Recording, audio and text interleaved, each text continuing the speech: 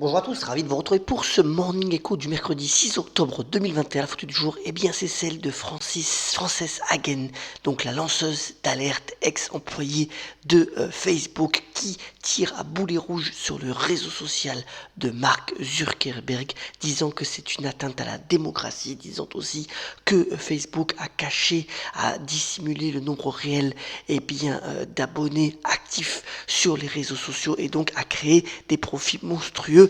Grâce à ce biais, eh bien, c'est une session en ce moment délicate pour l'action Facebook qui avait perdu 5% aussi lundi soir suite à la panne géante qui a duré 6 heures. Hier, l'action s'est un peu reprise de 2%, mais encore dans la tourmente malgré les défenses étayées par Mark Zuckerberg. Tout ceci, vous voyez, dans un contexte où les bourses ont plutôt bien fonctionné hier, rebond assez ample à la fois des valeurs technologiques, mais surtout des valeurs européennes avec le CAC 40 qui reprend donc 1,50%, soutenu en cela essentiellement par les valeurs du luxe qui ont bien rebondi, mais aussi les valeurs énergétiques qui continuent leur envolée alors que les prix du pétrole continuent d'être très fermes. On est à plus de 80 $ sur notamment la référence Brent européenne.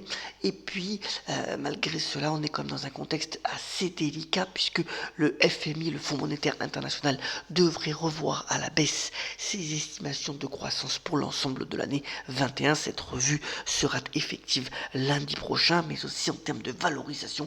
Vous voyez, c'est le graphique à droite. On est en train de piquer un petit peu du nez sur les estimations de bénéfices dans ce contexte de regain d'inflation et de croissance finalement économique moins soutenue. Alors aujourd'hui, en termes de chiffres macro, on aura essentiellement les créations d'emplois aux États-Unis dans le secteur privé, l'enquête ADP qui sera révélée donc à 14h15 et qui sera certainement suivie de près avant les chiffres effectifs du chômage qui seront eux dévoilés vendredi. Alors les autres éléments aussi intéressants, vous voyez, dans ce contexte de regain d'inflation, c'est le 10 ans américain qui continue aussi d'être ferme, qui est à près de 1,55%. C'est un niveau non atteint depuis donc mai dernier. Et ce sera ainsi intéressant de voir son évolution qui a un impact direct notamment sur les valeurs technologiques. À noter aussi dans le contexte actuel de regain inflationniste, la Banque centrale de Nouvelle-Zélande a remonté ses taux cette nuit pour la première fois depuis 7 ans et ça a donné un peu plus de vigueur donc au kiwi, donc au dollar néo-zélandais notamment contre euro et contre dollar.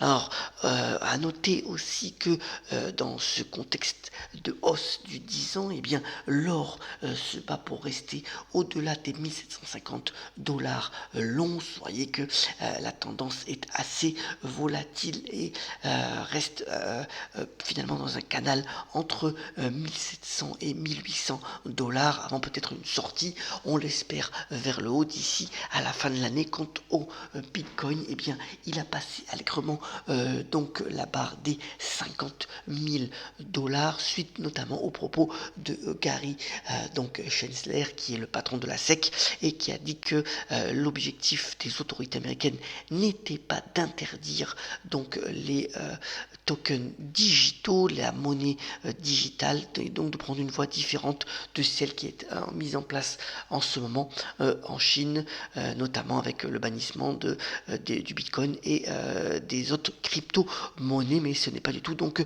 ce qui est envisagé en ce moment, en tous les cas par la SEC, l'autorité de supervision du système financier américain. Alors, à noter aussi au niveau des résultats des entreprises, hier on a eu les résultats de PepsiCo, donc des résultats plutôt de bonne envergure avec aussi un relèvement des prévisions malgré les vents contraires, notamment inflationnistes. Vous voyez que l'action a pris 0,59%. On attend maintenant une accélération des ventes donc du géant, notamment des sodas. Et puis après la clôture ce soir, il sera assez intéressant de regarder les résultats de Lévi-Strauss, notamment face donc au au coût de main-d'œuvre et manufacturier qui pourrait être plus élevé, mais aussi aux perspectives de croissance. Donc ce sera révélé après la clôture ce soir. Alors c'est mercredi, un focus intéressant puisque on a donc le leader du cloud européen OVH Cloud qui s'introduit à la bourse Euronext donc de Paris à partir donc du 15 octobre prochain. Alors c'est une belle histoire OVH puisque ça a été fondé par la famille Klaba et en particulier Octave Klaba, ce geek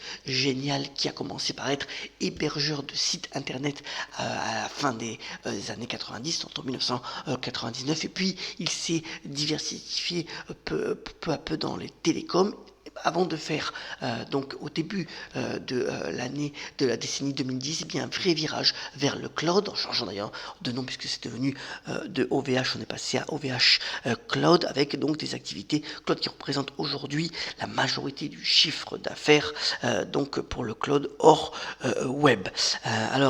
Cette introduction démontre qu'aujourd'hui OVH Cloud c'est une belle entreprise, c'est le seul acteur européen dans le top 10 mondial, même si par rapport aux autres géants du secteur comme Amazon Web Services ou alors Microsoft Azure, ça reste un nain mais avec de belles ambitions. Et surtout, donc, l'idée, c'est d'apporter 350 millions d'euros d'argent frais via donc une vente partielle des actions, même si la famille Klaba conservera encore 77% du capital. Alors, le prix proposé est entre 18,50 € et 20 euros. Vous voyez que selon les derniers chiffres publiés, eh bien, le chiffre d'affaires reste en hausse. Le bénéfice net est encore une perte.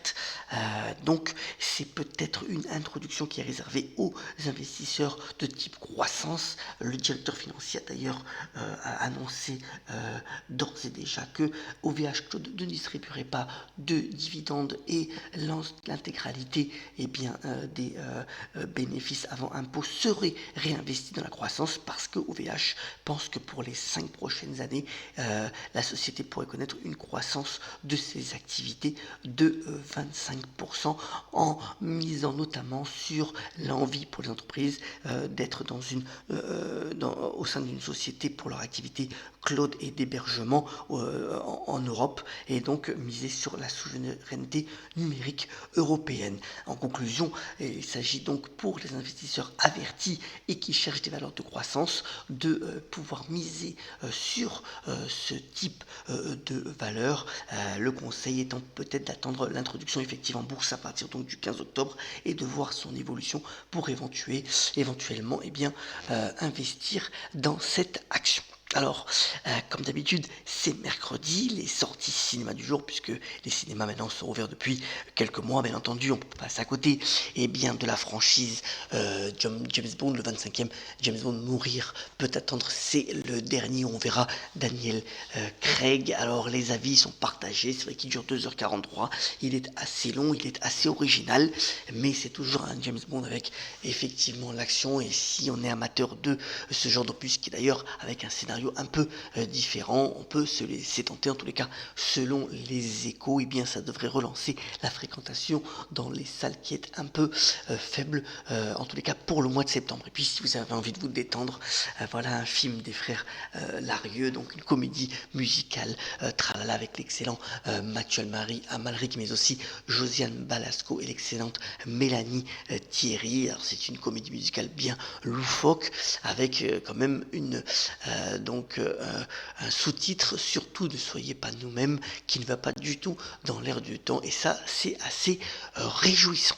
Terminons ce Morning Echo en vous souhaitant une excellente journée par la citation du jour qui vient de l'excellent aussi Pierre Dac, qui a notamment déclaré « Rien ne sert de penser, il faut réfléchir avant ». Je vous souhaite une excellente journée, ayons la pêche, soyons solidaires, et on se retrouve très prochainement pour un nouveau Morning Echo. Excellente journée à toutes et à tous.